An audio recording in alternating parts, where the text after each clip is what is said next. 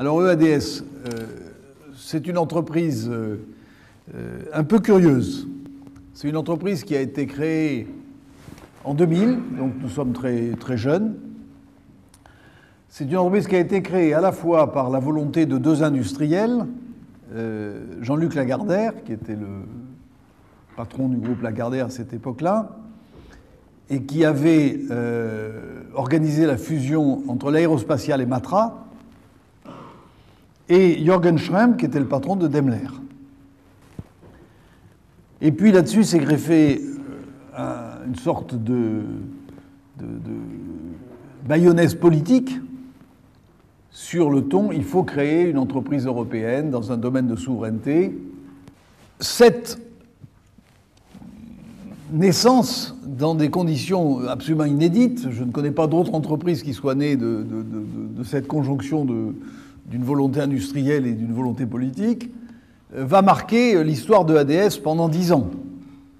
C'est-à-dire qu'on sera toujours dans une sorte d'équilibre politique qui fait que les Français et les Allemands veulent rester à égalité, qu'on se bagarre sur les postes à l'intérieur de la boîte pour savoir qui sera allemand, qui sera français, etc. Ce qu'a apporté EADS à l'Europe, c'est que l'Union des forces européennes a créé ce champion.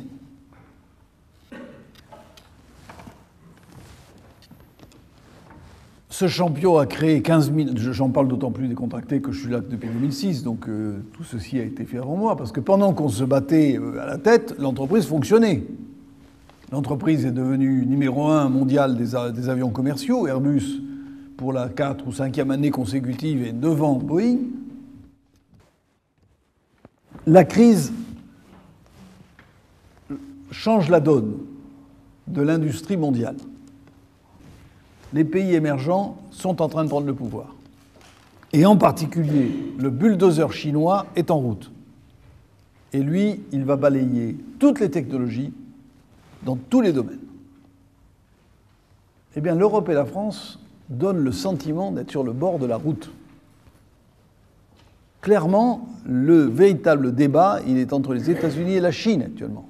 Ce que je dis, c'est de banalité, on le dit, mais c'est la réalité. Et au sein de l'Europe, on assiste même à une spécialisation sur le plan industriel au profit de ceux qui supportent le mieux l'euro fort.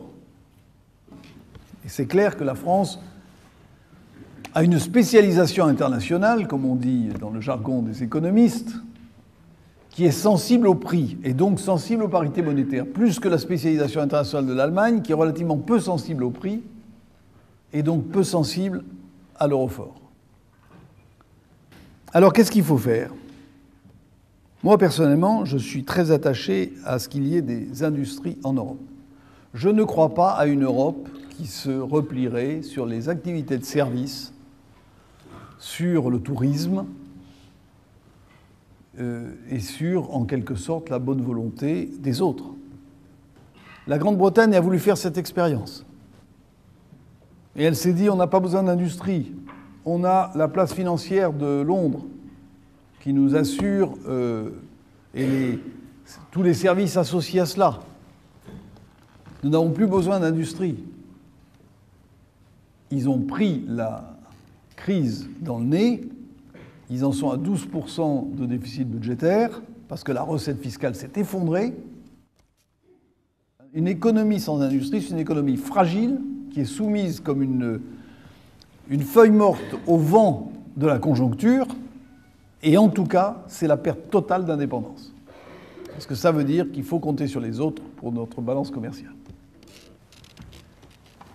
Et en plus, je pense, dans notre domaine, que s'il n'y a plus d'industrie de défense, s'il n'y a plus d'industrie digne de souveraineté, il n'est plus question de parler d'indépendance de l'Europe. Nous serons dans la main de ceux qui disposeront de ces industries et des technologies qui sont associées.